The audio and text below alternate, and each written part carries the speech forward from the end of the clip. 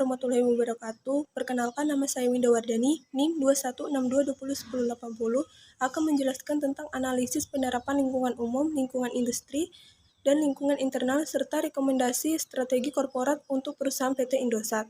Yang pertama, analisis lingkungan umum. Lingkungan umum mencakup faktor eksternal yang luas dan tidak dapat dikontrol langsung oleh perusahaan. Faktor-faktor utamanya politik dan hukum, kebijakan pemerintah tentang telekomunikasi seperti kewajiban lisensi, regulasi spektrum, frekuensi, dan aturan persaingan usaha. Berikutnya ekonomi. Pertumbuhan ekonomi dan daya beli masyarakat mempengaruhi permintaan layanan telekomunikasi. Stabilitas nilai tukar juga berdampak pada biaya operasional, terutama infrastruktur dan perangkat yang rusak. Berikutnya sosial. Meningkatnya penerapan teknologi digital dan gaya hidup berbasis internet di kalangan masyarakat Indonesia membuka peluang untuk meningkatkan penetrasi layanan data. Selanjutnya teknologi. Perkembangan teknologi seperti 5G dan cloud computing menciptakan kebutuhan untuk investasi besar dalam infrastruktur jaringan. Berikutnya lingkungan. Masalah pencernaan seperti efisiensi energi pada infrastruktur jaringan dan pengelolaan limbah elektronik menjadi perhatian penting. Yang kedua, analisis lingkungan industri. Lingkungan industri mencakup dinamika pasar dan persaingan. Persaingan antar kompetitor. Industri telekomunikasi di Indonesia sangat kompetitif dengan pemain utama seperti telekomunikasi, XL, Smartfren. Perang tarif untuk menarik pelanggan masih menjadi tantangan besar. Berikutnya ancaman pendatang baru. Hambatan masuk tinggi karena investasi infrastruktur mahal dan regulasi yang ketat, tetapi layanan over the top seperti WhatsApp dan Netflix mulai mengurangi pendapatan tradisional dari SMS dan panggilan suara.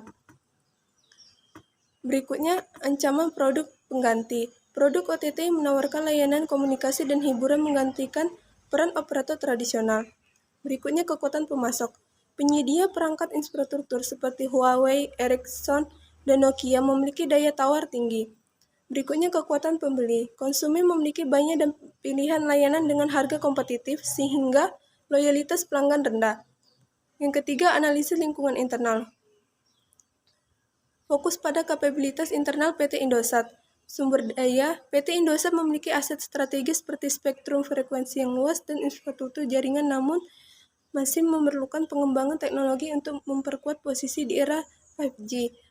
Berikutnya kemampuan operasional. Kinerja operasional yang efisien di tengah tekanan margin menjadi prioritas. Pengguna teknologi AI dan otomasi dapat membantu mengurangi biaya.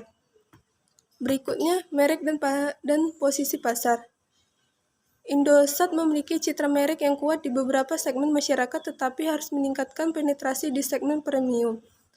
Berikutnya, SDM dan inovasi.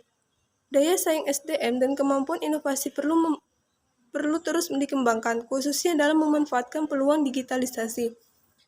Yang keempat, rekomendasi strategi korporat. Strategi pertumbuhan, fokus pada pengembangan jaringan 5G di kota-kota besar untuk memenuhi permintaan data yang meningkat dan memperluas layanan ke sektor B2B seperti cloud computing dan IoT. Berikutnya diferensiasi strategi, menawarkan layanan bernilai tambah seperti aplikasi digital khusus, bundling dengan layanan OTT premium atau fitur keamanan untuk pelanggan individu dan bisnis. Selanjutnya, strategi aliansi, bangun kemitraan dengan penyediaan OTT seperti Netflix atau Spotify untuk meningkatkan daya tarik paket bundling. Berikutnya, efisiensi operasional, terapkan teknologi analitik big data dan AI untuk mempersonalisasi pengalaman pelanggan sekaligus menekan biaya operasional. Berikutnya ekspansi pasar, masuk ke pasar non-telekomunikasi seperti fintech untuk memanfaatkan basis pelanggan yang sudah ada. Baiklah, sekian dari penjelasan saya. Apabila ada kesalahan, mohon maaf. Assalamualaikum warahmatullahi wabarakatuh.